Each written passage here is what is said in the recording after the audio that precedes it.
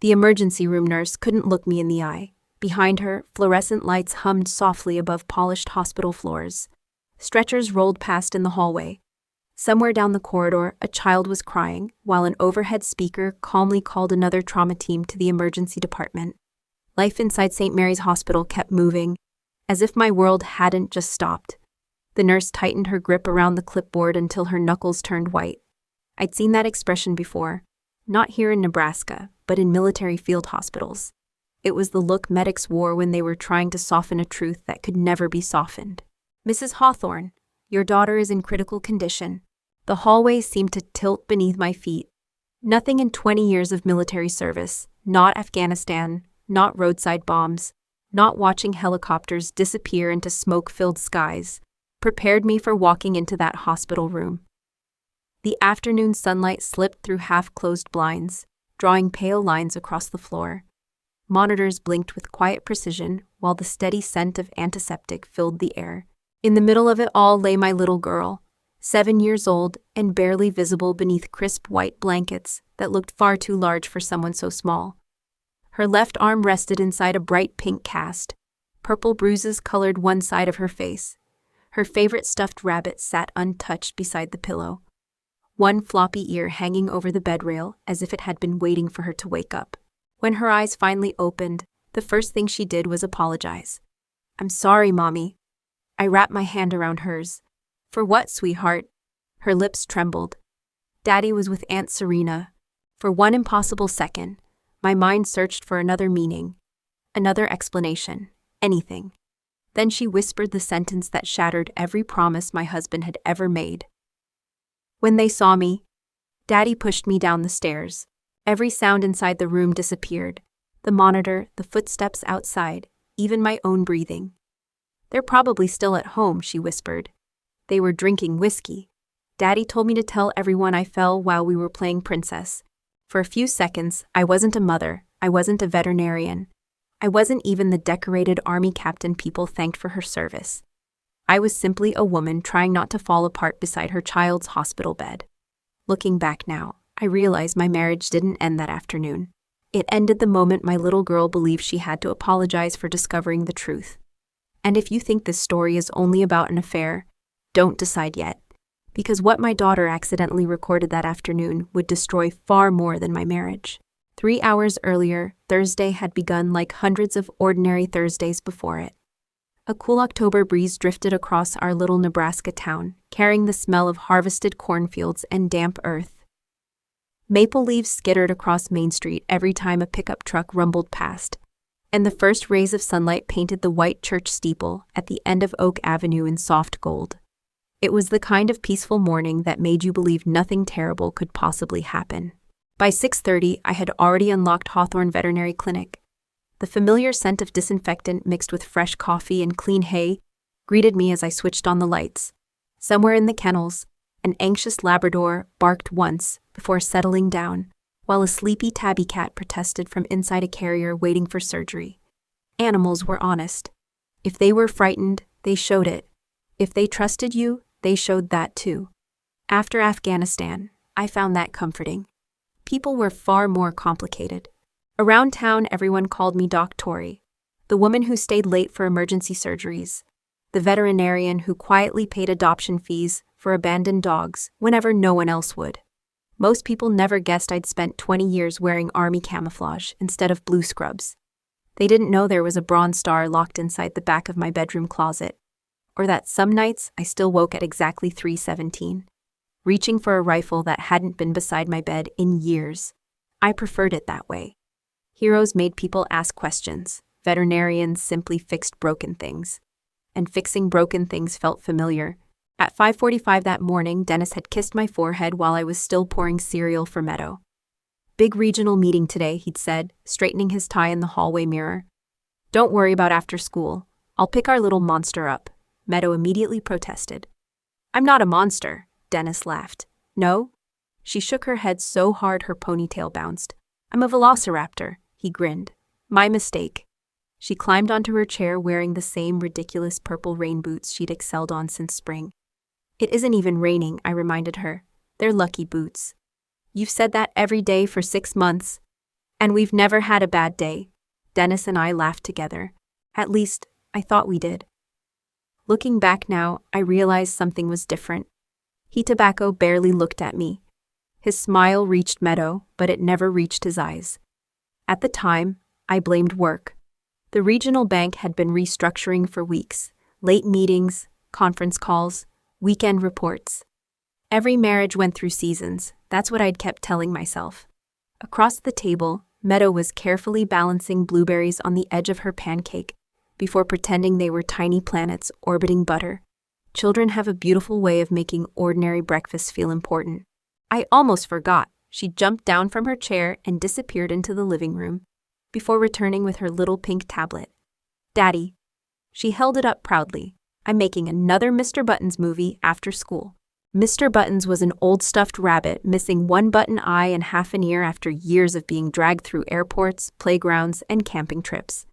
To Meadow, he was the greatest movie star in America. Every afternoon she'd build tiny cardboard houses, arrange toy dinosaurs around him, and spend nearly an hour narrating dramatic adventures with different voices. Sometimes she'd make Dennis play the villain, and sometimes I got promoted to superhero. She never went anywhere without recording something. Dennis smiled. You'll be famous one day. She nodded with complete confidence. I know, I kissed the top of her head. Just remember your old mom when you win an Oscar. She giggled so hard milk almost came out her nose.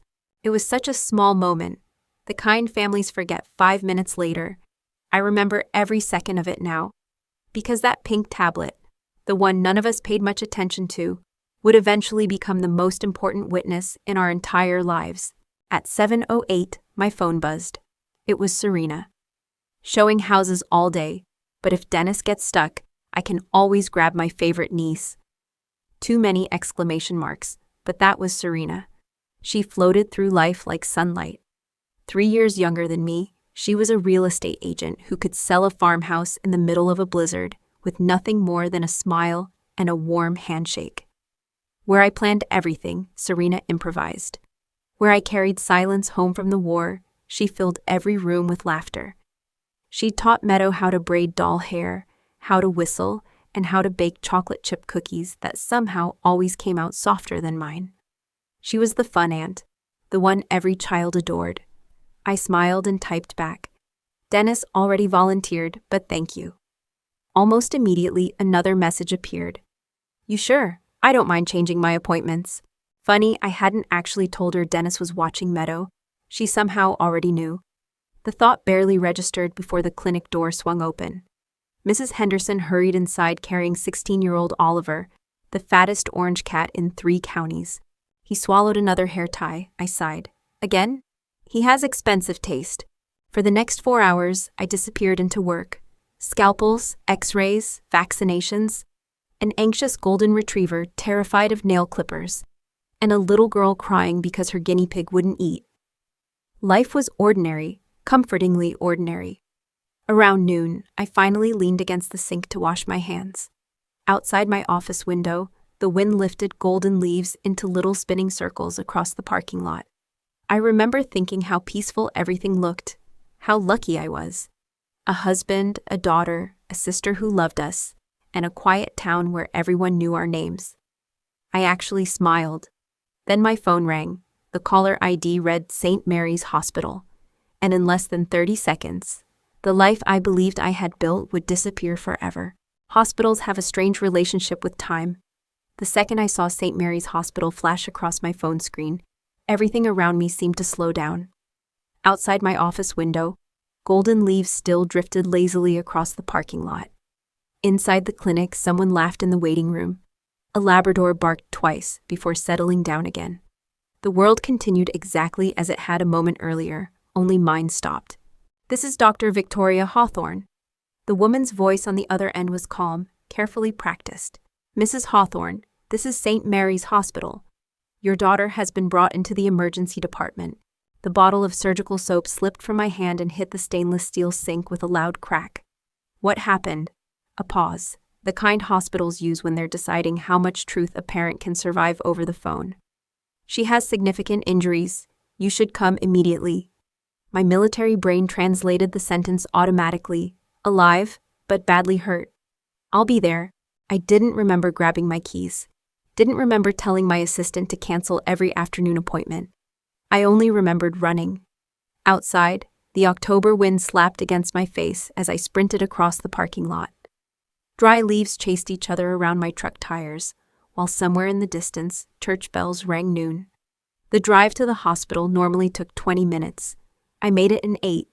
Not because I sped recklessly, but because 20 years in military convoys had taught me how to move fast without losing control. Hands steady, eyes scanning, breathing measured. Panic gets people killed. Discipline gets people home. Halfway there, I caught myself replaying breakfast. Meadow had been unusually quiet. Instead of telling me another elaborate dinosaur story, she'd pushed cereal around her bowl with her spoon.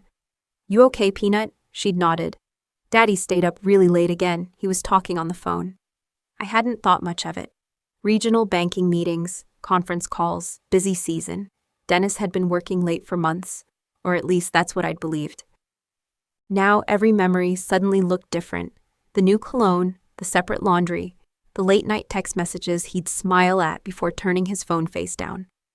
Even stranger, Serena always seemed to know what was happening inside our house before I told her. The garage door breaking, Dennis buying a new grill, the leak under our kitchen sink. I'd always laughed, thinking sisters just know things. Now I wasn't so sure. By the time I reached the hospital, my heartbeat had slowed into something almost mechanical. Combat mode. The automatic doors slid open with a soft hiss. Warm air smelling of coffee, disinfectant, and floor polish rushed toward me. A little boy clutched an ice pack against his forehead. An elderly couple argued quietly beside the reception desk. Someone wheeled an empty stretcher down the hallway. Life, pain, and hope. Hospitals carried all three at once. "Mrs. Hawthorne?" Dr. Carl Reeves stepped toward me. We'd graduated high school together. He'd wanted to become a pediatric surgeon, and I'd wanted to jump out of perfectly good airplanes. Apparently, both of us had achieved our dreams. His expression told me everything before he spoke. "Tori, sit down." "I'll stand." He hesitated. "Meadow has a severe concussion, 3 fractured ribs, a broken wrist, and a dislocated shoulder. They're all stable now, but—" He stopped, his eyes searching mine. "The bruising concerns me." "What do you mean?" "Some of it isn't consistent with simply tumbling downstairs." The hallway suddenly felt colder. "What are you asking?" Carl lowered his voice. "I'm asking whether there's anything happening at home that I should know before I file my report. Mandatory reporting, child abuse investigations, police, social workers, questions." For one irrational second, I almost laughed. Dennis? The man who made funny voices during bedtime stories? Who cried when Meadow lost her first tooth because she's growing up too fast? Impossible. There must be some mistake. "I hope so." Carl rested a hand on my shoulder. "I truly hope so." He nodded toward the ICU doors. "She's awake." The room was almost silent except for the gentle rhythm of machines. Sunlight filtered through half-closed blinds, painting soft stripes across Meadow's blanket. Someone had placed her stuffed rabbit, Mr. Buttons, beside the pillow. One floppy ear hung over the edge of the bed as though he'd been keeping watch while she slept. I pulled my chair close enough that our knees almost touched. Her fingers felt cold inside mine. They'd always been tiny. Even at 7, she still held crayons with both hands. Slowly, her eyelids opened. For a second, she looked confused. Then relief washed across her bruised little face. "Mommy, I'm here." I was scared. "I know, baby." A tear slid across her cheek. "I'm sorry. Children apologize far too often for things adults create." I brushed a loose strand of hair away from her forehead. "What happened?" She stared toward the ceiling, as though replaying the memory hurt almost as much as the fall itself. "I went looking for Mr. Buttons." "You forgot him?" She nodded weakly. "He was upstairs. So I went to get him before Daddy took me to school." A strange feeling settled in my stomach. School? The pumpkin trip got canceled. The principal called Daddy. Interesting, Dennis never mentioned that. Then Meadow whispered the sentence that split my life into 2 halves. "I saw Daddy with Aunt Serena." The words landed softly, but the damage they caused was anything but. "They were kissing." "No." She swallowed painfully. "They didn't have any clothes on." The room seemed to shrink around me, My heartbeat remained perfectly steady. Years of military training had taught me one valuable lesson. When the worst possible thing happens, emotion comes later. First, you gather intelligence. I leaned closer. Tell Mommy everything without leaving anything out. Because deep inside, I already knew this wasn't the whole story. Meadow closed her eyes for a long moment, her tiny eyelashes trembling against cheeks still stained with tears. Outside the hospital window, a cold October rain had begun to fall, turning the parking lot into a blur of gray reflections. Ambulance lights flashed briefly across the wet pavement before disappearing into the distance, while somewhere down the corridor a child laughed for just an instant. It was strange how the world kept moving as though nothing had happened. Nurses hurried past with medication carts, elevator doors opened and closed, and monitors beeped in perfect rhythm. Yet inside room 214, time had almost stopped. I wasn't supposed to see them, she whispered. I brushed a strand of hair away from her forehead. You don't have to be afraid anymore, sweetheart, she nodded weakly. I only wanted Mr. Buttons. Her stuffed rabbit rested beside the pillow, one floppy ear hanging over the bed rail, like it had stood guard the entire time she slept. I forgot him upstairs. Her eyes drifted toward the ceiling as if the memories were playing somewhere above us. Trauma doesn't return to children like a story. It comes back in flashes, sounds, and little pieces that refuse to fit together. I opened your bedroom door. Her fingers tightened around mine. They were on your bed. She stopped talking, not because she had forgotten, but because she didn't want to remember. Daddy jumped up really fast.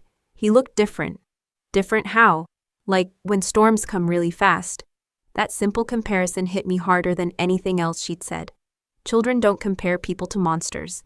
They compare them to the things that frighten them most. He yelled. What did he say? Her lips quivered. You weren't supposed to be home. The sentence echoed through my head. The pumpkin patch trip had been canceled. Dennis knew Meadow was home, yet he'd still brought Serena into our house, into our bedroom, while his 7-year-old daughter was downstairs. I got scared, so I turned around to run. She glanced at the cast wrapped around her tiny arm. Daddy grabbed me. Without thinking, my eyes followed the purple bruises circling her upper arm. Even beneath the swelling, I could clearly see the outline of 4 fingers, a grown man's grip on a child. He squeezed really hard. What happened next? I tried to pull away. I wanted Grandma. I wanted you. A tear rolled quietly into her hair. He kept saying, wait, don't tell Mommy. Then he pushed me, not shoved, not hit. Just one simple word. Pushed. He pushed me and I couldn't stop. I fell backwards. I remember the ceiling. Then everything hurt. The room fell silent except for the steady pulse of the cardiac monitor. Beep, beep, beep. I wanted to scream. Instead, years of military discipline held me perfectly still. Emotion could wait. Right now, I needed facts. What happened after you fell? She swallowed carefully. I couldn't breathe. My ribs hurt. I tried to call you, but Daddy took my tablet. My heart skipped. He took your tablet? She nodded. He kept asking where it was. He wasn't asking if I was okay. He kept saying, Where's the tablet? Where did you leave it? Give it to me. Something inside me shifted. Not, can you move? Not, does your head hurt? Not even, are you okay? His first concern had been a 7-year-old's tablet. Why? What did you tell him? I said I didn't know because I really didn't. She frowned, trying to remember through the fog of the concussion. I think. I was making another Mr. Buttons movie before breakfast. I left the camera on. The words landed with the force of another explosion. The camera still recording? My pulse remained calm, but every instinct honed over 3 deployments came alive.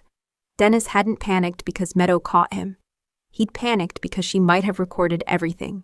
A gentle knock interrupted my thoughts. Dr. Reeves entered with a silver-haired social worker and 2 detectives from the sheriff's office. Their shoes squeaked softly against the polished floor, and even before they spoke, I could see the concern written across their faces. Detective Mason crouched beside Meadow instead of standing over her. Hi, sweetheart. I'm Mason. I'm going to ask you a few questions. You can stop anytime you want. For nearly 20 minutes, he spoke with remarkable patience. Meadow answered every question the same way she had answered mine. No hesitation, no contradictions. The details remained painfully consistent. When the interview ended, Mason motioned for me to step into the hallway. Rain continued tapping softly against the windows overlooking the ambulance entrance. "Mrs. Hawthorne," he said quietly, "based on your daughter's statement, we're requesting an immediate search warrant. For the house, yes, and for your husband's phone." I looked back through the small window in the door. Meadow had already drifted asleep again. One tiny hand wrapped around Mr. Button's as though letting go might make everything happen again. "My husband is still at the house, so is my sister." Mason exchanged a quick glance with his partner. "Deputies are already on the way." For the first time since arriving at the hospital, I almost believed justice might actually come. Then my phone vibrated. Serena calling. I declined it. Almost immediately another call appeared, then another. Finally, a text message lit up my screen. "Victoria, please don't let the police search the house. We can explain everything." Before I could even process it, another message arrived. "Did Meadow tell you where her tablet is?" I stared at the screen for several seconds, then I slowly locked my phone. Because now I knew exactly what they were afraid of.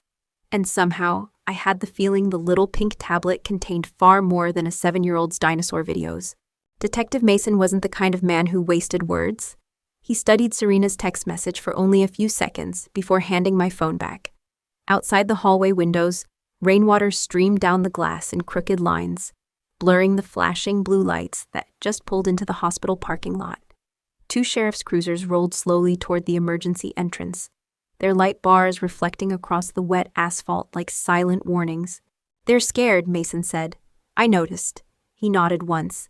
"People don't beg us not to search a house unless they already know what we might find." His partner's radio crackled. "Unit 4 has arrived at the residence. Subjects appear to be inside." Mason answered calmly. "Maintain the perimeter. Nobody goes in. Nobody comes out until the warrant arrives." He looked back at me. "I suggest you stay here with your daughter." I appreciated the concern. I really did. But every instinct I'd developed over 2 decades in uniform told me something else. Evidence disappears. Phones get wiped. Computers get smashed. People who panic rarely think clearly. "I can't," he frowned. "Mrs. Hawthorne, they know the tablet matters. If they're still inside my house, they're looking for it." Mason didn't answer immediately. Instead, he studied me the way officers size up another professional. "You were Army. Captain. 20 years. I read your file." That explained the look. He wasn't seeing a grieving mother anymore. He was seeing someone trained to recognize a battlefield. And this had just become one. "I still need you here." "I know." I looked through the narrow window into Meadow's room. She was sleeping peacefully now, her small chest rising and falling beneath the blanket, while Mr. Buttons rested beneath her chin.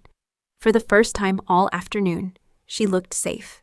My mother arrived less than 5 minutes later. The elevator doors opened, and Ruth Hawthorne stepped into the hallway, wearing the same brown coat she'd owned for at least 15 years.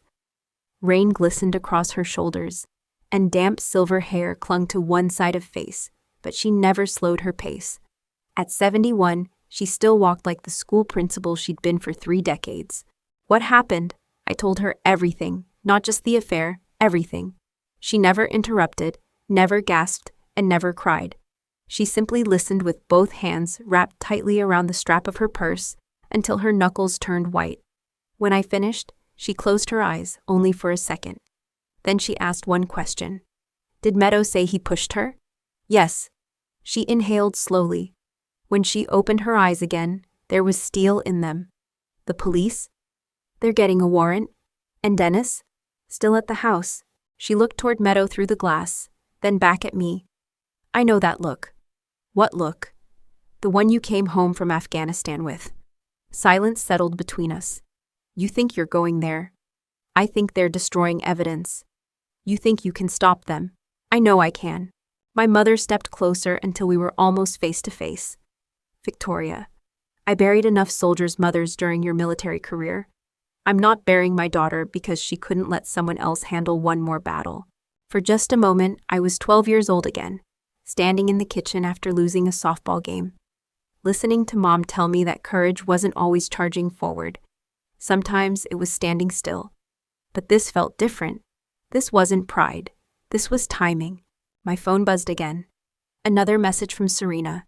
Please, Dennis is freaking out. Then another. He can't find it. He can't find it. I stared at those 3 words. Mason saw my expression immediately. What? I turned the screen toward him. His eyes narrowed. He can't find what? Neither of us answered. We didn't need to. The tablet. He was tearing the house apart looking for Meadows' little pink tablet. The detective immediately reached for his radio. Unit 4. His voice became sharper. Do not allow anyone to remove electronic devices from the residence. Repeat, no phones, no computers, no tablets. A burst of static answered him. Then, copy that. Before another word could be spoken, Mason's phone rang. He answered immediately, his expression changing within seconds. What? A pause. You actually saw him? Another pause. Do not engage. We're 5 minutes out. He hung up. What happened? I asked. He looked directly at me. Your husband just walked into the backyard carrying a shovel. Cold spread through my chest. A shovel? He appears to be digging. The image formed instantly inside my mind. Dennis wasn't just searching anymore. He'd given up looking. Now he was trying to bury something. Maybe a phone, maybe a hard drive, maybe a little pink tablet that contained exactly what he feared most. Mason grabbed his jacket. The warrant just came through. He started toward the elevators before turning back. Mrs. Hawthorne, if your daughter really left that camera recording... He didn't finish the sentence. He didn't have to, because both of us already understood. If Meadows' tablet had captured even a few minutes of what happened upstairs, this case was about to change completely. The drive from St. Mary's to our neighborhood took less than 10 minutes. Rain drummed steadily against the windshield, turning the familiar streets into blurred ribbons of gray and amber. Porch lights flickered on one by one as afternoon slipped toward evening, and the red and blue reflections from 2 sheriff's cruisers pulsed across the wet pavement like distant lightning. Our quiet little subdivision had never looked like this before. Neighbors stood beneath porches, pretending to collect mail. Curtains shifted, and front doors cracked open just enough for curious eyes. Everyone knew something had happened. No one knew how bad. I stepped out of Detective Mason's SUV just as another patrol vehicle rolled to a stop behind us. Cool rain soaked through my jacket almost instantly, but I barely noticed. My attention was fixed on one place: the backyard. 2 deputies were standing near the wooden fence with flashlights pointed toward a flower bed beside the old maple tree. Dennis stood in the middle of the yard. Mud covered the knees of his expensive slacks. A shovel lay beside him. His hands were filthy, and his face looked even worse. "What are you doing, Dennis?" Detective Mason called. Dennis spun around so violently he almost lost his balance. I was... He looked down at the hole he'd been digging, then at the officers, then at me. I dropped something. What? He hesitated. My watch. Mason glanced toward the deputy. Did anyone see a watch? The deputy shook his head. No, sir. We saw him burying something. Dennis's breathing became noticeably faster. I wasn't burying anything. Then step away from the hole. For a moment, I honestly thought he might run. Instead, he slowly backed away. One deputy climbed into the muddy flower bed, while another filmed everything with a body camera. The rain had softened the ground enough that digging took less than a minute. Then the shovel struck something hard. Plastic. The deputy crouched lower. I've got a container. He lifted out a sealed storage box wrapped inside 2 garbage bags and several layers of duct tape. Dennis closed his eyes, just for a second. It was enough. What is it? Mason asked. The deputy carefully cut away the tape. Inside sat a small pink tablet. Mr. Button's stickers still covered the back. My throat tightened. Meadows. Dennis had actually buried his daughter's tablet in the backyard. The neighborhood fell silent. Even the rain seemed quieter. Mason looked directly at Dennis. Would you like to tell me why you buried a 7-year-old child's tablet? Dennis swallowed. My daughter spilled juice on it. So you buried it? No answer. The detective didn't bother asking again. He simply handed the tablet to the department's digital forensics technician, who had just arrived with 2 evidence cases. Do not power it on. Bag it exactly as found. The technician nodded. Yes, sir. While photographs were taken, another deputy entered the house with the warrant. From where I stood, I could see straight through the open front door. The living room looked exactly the way I'd left it that morning, except now every illusion had disappeared. Empty whiskey glasses still sat on the coffee table. A woman's high heel rested beneath the couch. My yellow silk robe lay crumpled beside the staircase. The life I'd spent 9 years building had become a crime scene. Then another deputy called from upstairs. "Detective, you need to see this."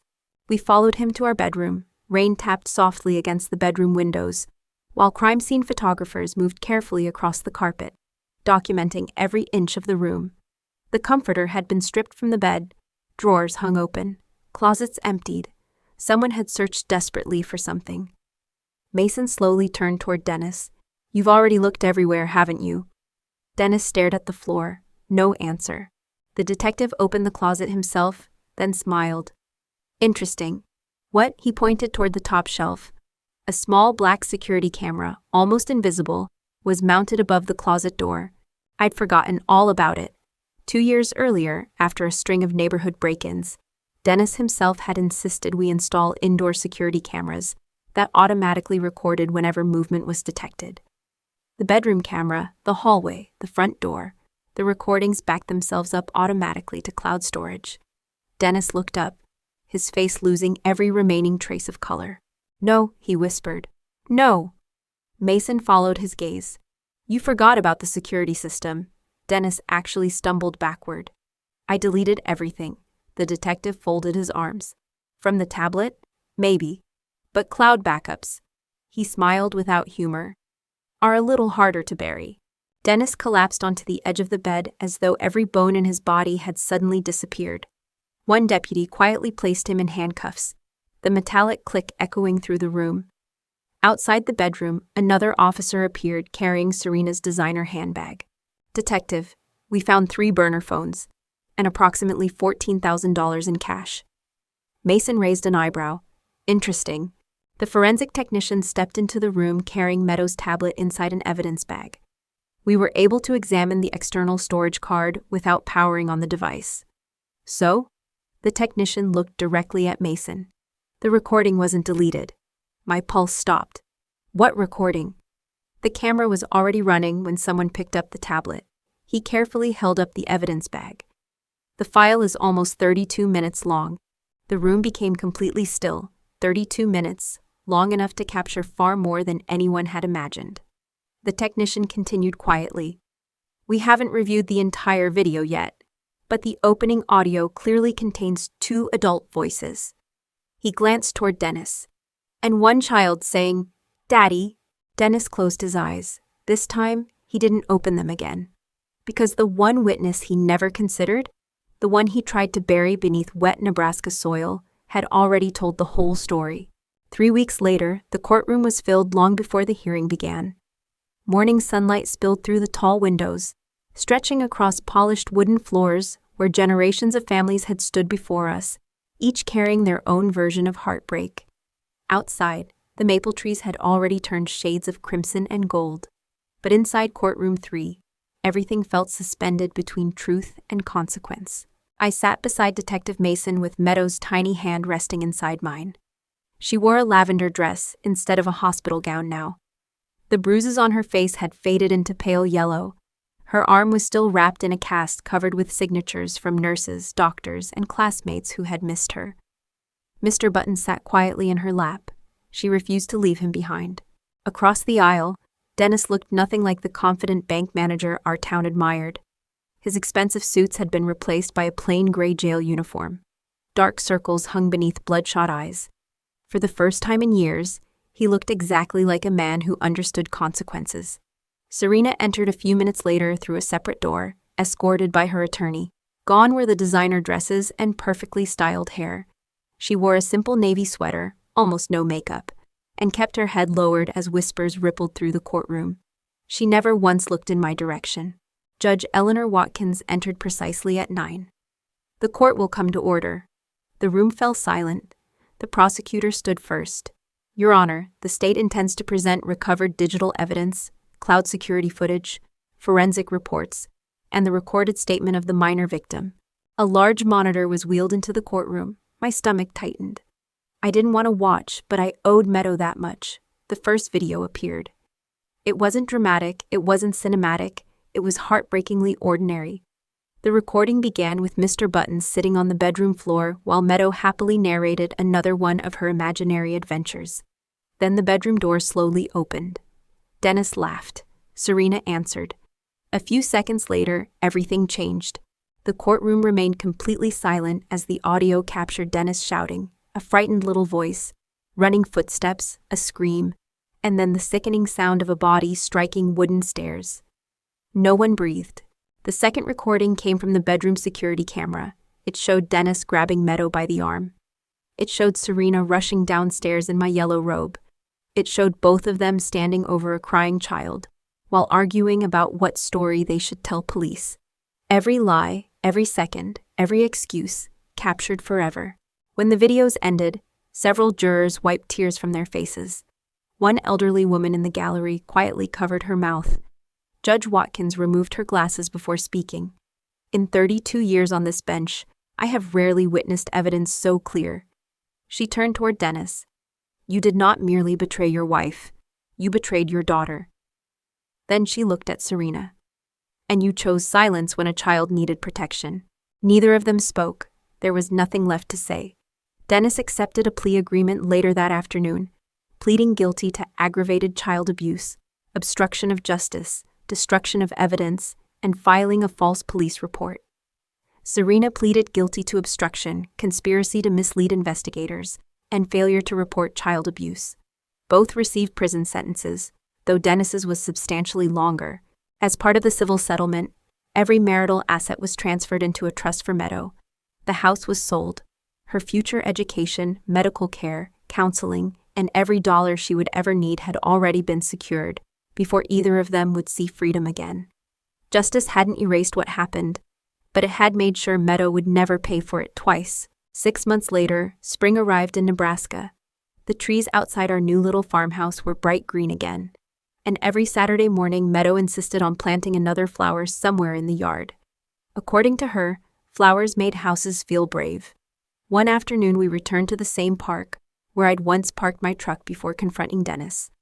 This time there were no police cars, no sirens, only children laughing, ducks gliding across the pond, and sunlight dancing across the water. Meadow pumped her legs higher on the swing before suddenly asking, "Mom, do you think bad people can become good again?" I thought for a long moment. The breeze carried the scent of fresh-cut grass across the playground, and somewhere nearby, a father was teaching his son to throw a baseball. "I think some people change," I said quietly. "But real change begins when someone accepts responsibility instead of looking for another lie." She nodded as though that answer made perfect sense. Then she smiled. "I'm glad we're safe," I smiled back. "So am I." She wrapped both arms around my neck.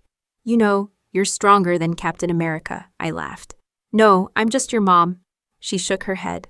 "No, that's stronger." Looking back now, I realize Afghanistan didn't teach me the greatest lesson of my life. Motherhood did. The battlefield showed me how to survive. My daughter taught me why survival matters. The strongest people aren't always the loudest. Sometimes they're 7-year-old little girls who choose to tell the truth, even when they're terrified. Sometimes they're mothers who refuse to let betrayal become the final chapter. And sometimes, justice doesn't arrive with anger. It arrives with evidence, courage, and one small voice that refuses to stay silent. If this story touched your heart, take a moment to tell us where you're watching from, or share someone in your life whose courage changed everything. Your comment may encourage another parent who needs hope today. If you'd like to hear more stories about resilience, justice, and families who refuse to give up, we'd love to have you join us by subscribing. Because the greatest victories aren't won on battlefields. They're won the moment love becomes stronger than fear.